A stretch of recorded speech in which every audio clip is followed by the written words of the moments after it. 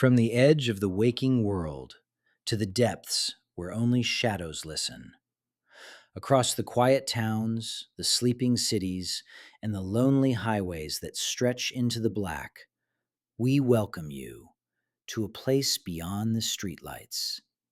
This is After Dark Time. I am your host, Billy McHugh. The day, with all its noise and certainty, is now a memory. The world has turned, and here in these small hidden hours, different rules apply. The veil grows thin, the unexplained draws a little closer. Tonight, we venture into the remembered nightmares of ordinary people, the accounts they dare not share in daylight.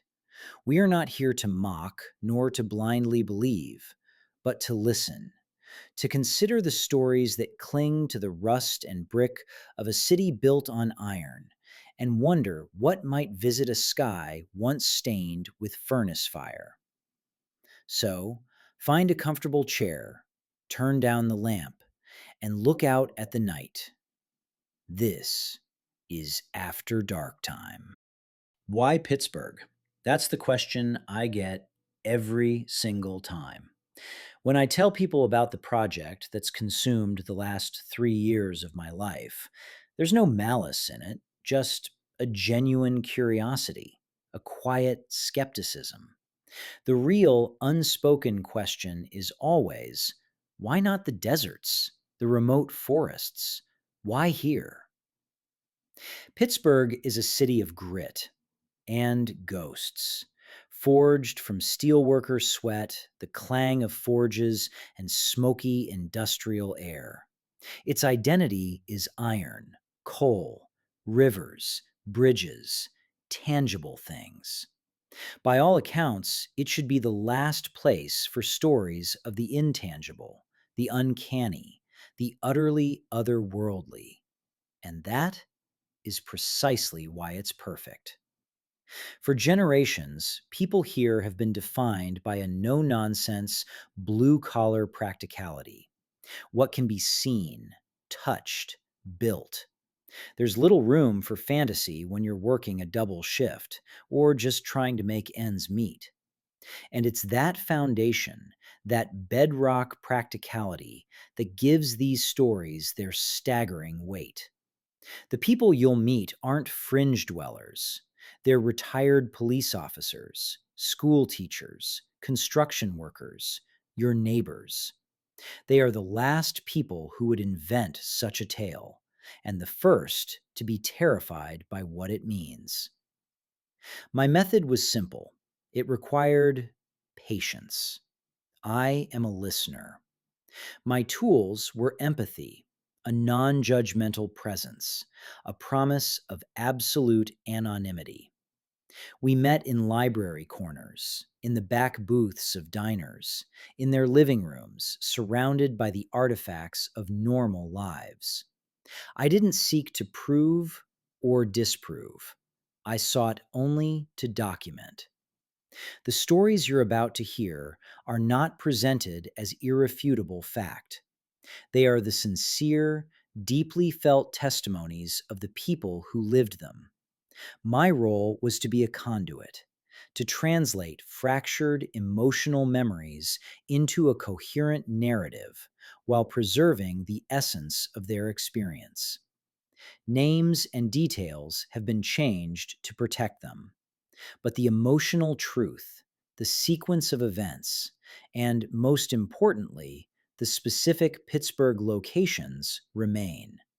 This is an act of preservation, a document of a hidden history of my city, a history written not in steel or stone, but in fear, wonder, and profound confusion.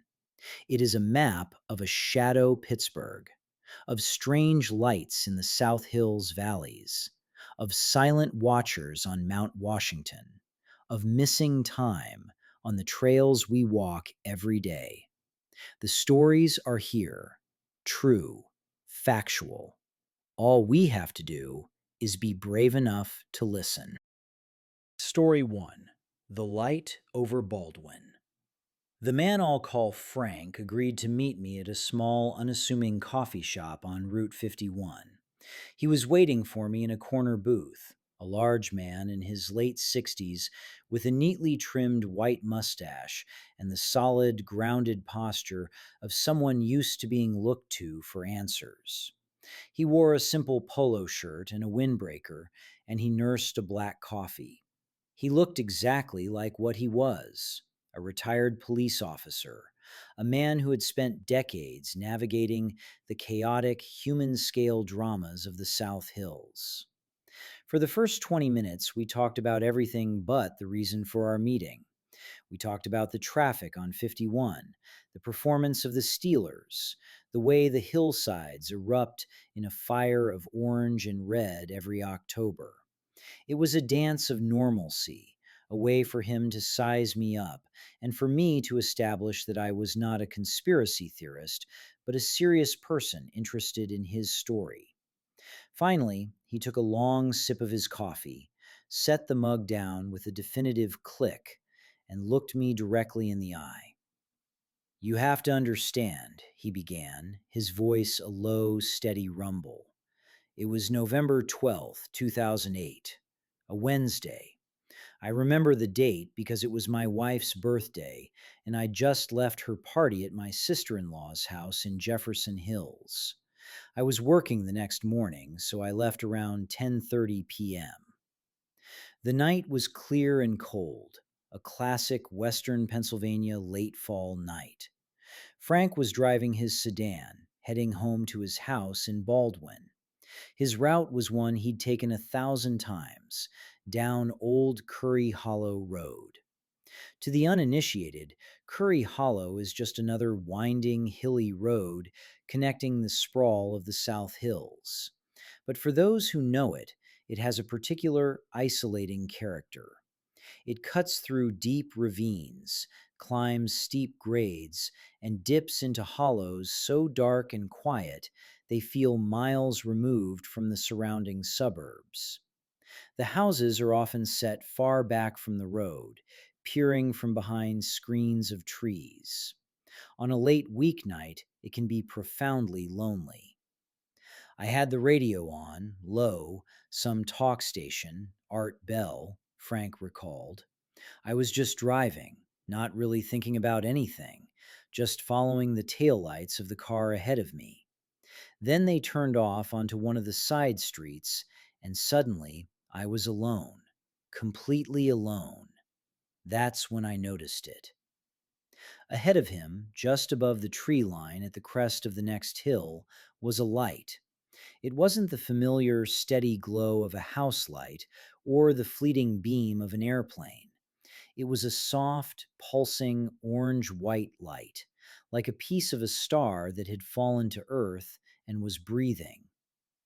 "My first thought was a helicopter," Frank said, "maybe a medevac for one of the hospitals. But there was no sound. My windows were up, but you'd still hear the thump, thump, thump of a chopper. This was silent, absolutely silent." A prickle of professional curiosity ran up his spine. He slowed his car, his police-trained mind beginning its work. Power line arc? Experimental aircraft from the Air Reserve Base?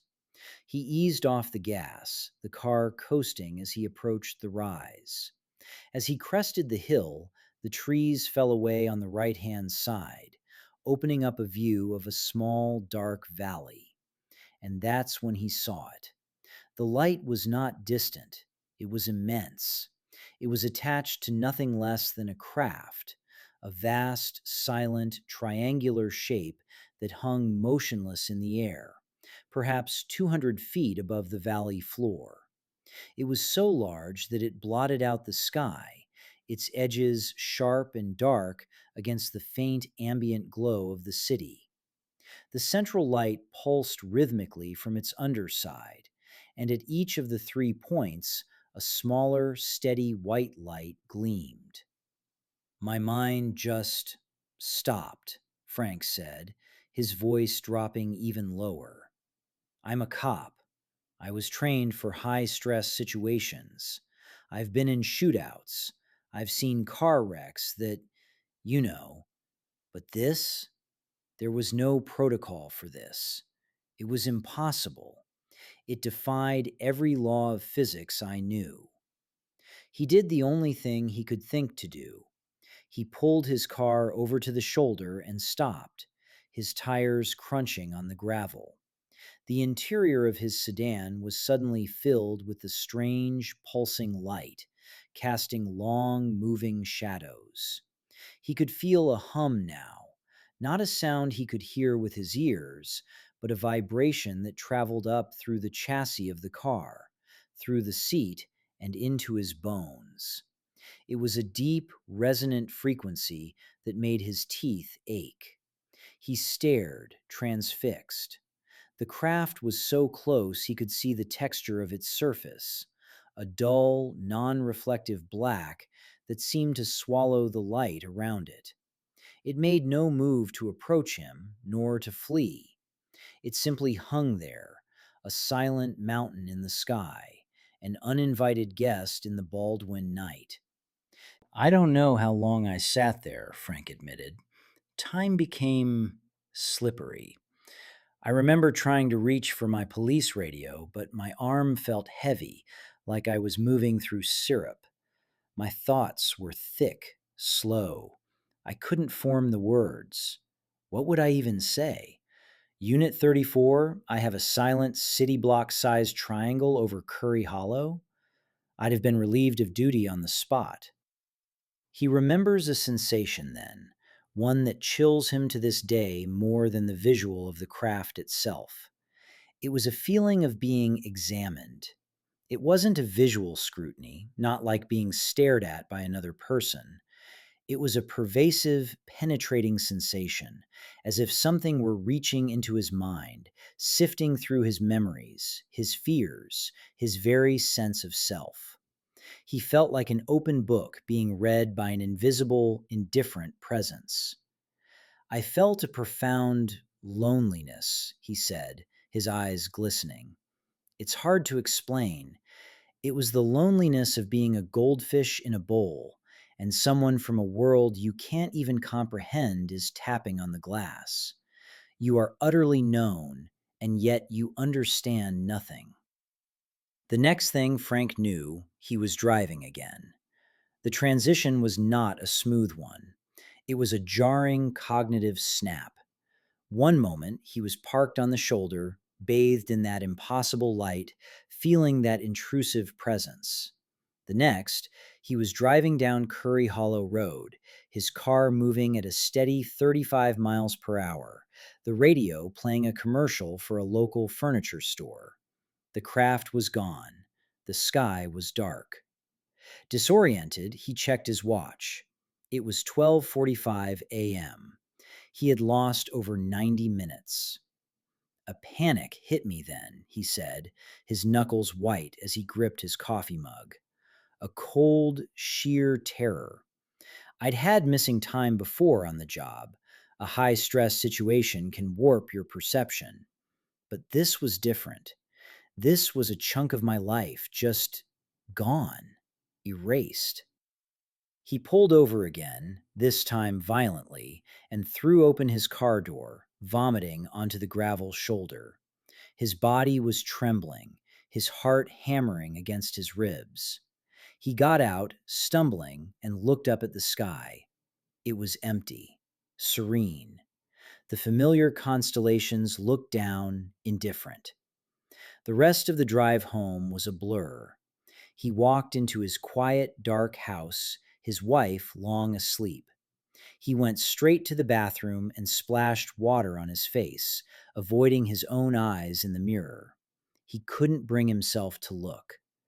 What if he saw something different? What if they had left a mark?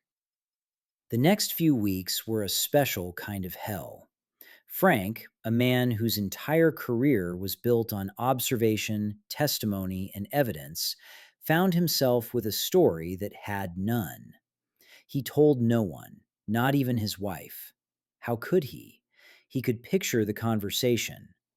Honey, I saw a UFO on Curry Hollow Road and they stole an hour and a half of my life. He feared the concern in her eyes, the gentle suggestion that he see a doctor, that the job had finally gotten to him. But the silence aided him. He became withdrawn, irritable. He stopped taking late night shifts, inventing excuses. He developed a profound aversion to driving on Curry Hollow Road after dark, taking long, convoluted detours to avoid it. The specific geography of his encounter became a landmine on his personal map. The worst part was the doubt, he confessed. Was it a dream? A hallucination? Did I have some kind of microstroke? I went to my doctor for a full physical. I told him I was feeling fatigued, having memory lapses. He ran every test. I was the picture of health for a man my age. The lack of a medical explanation was, in a way, more terrifying than finding a tumor. It left only one impossible conclusion.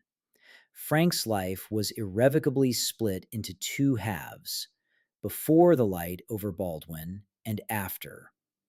The before was a life of order, of cause and effect, of a world that made sense. The after was a life of unsettling questions and a fractured reality. He started spending his nights on his back porch, a pair of cheap binoculars on the table beside him, watching the sky over the very same valleys he now feared. It was a compulsive, masochistic ritual. He was both terrified of seeing the light again and desperately hoping he would, if only to confirm his own sanity. "I've never seen it again," he said, a note of finality in his voice. "Not in 15 years. But I know what I saw. I know what I felt. And I know what was taken from me." He pushed his empty coffee mug away. Our interview was over. We walked out to the parking lot together. The sun was high. The day was ordinary. Cars rushed past on Route 51, their drivers oblivious. As we shook hands, he gave me one last hard look. "You're going to write this down, and people are going to read it, and most of them won't believe it. They'll think I'm a crazy old man.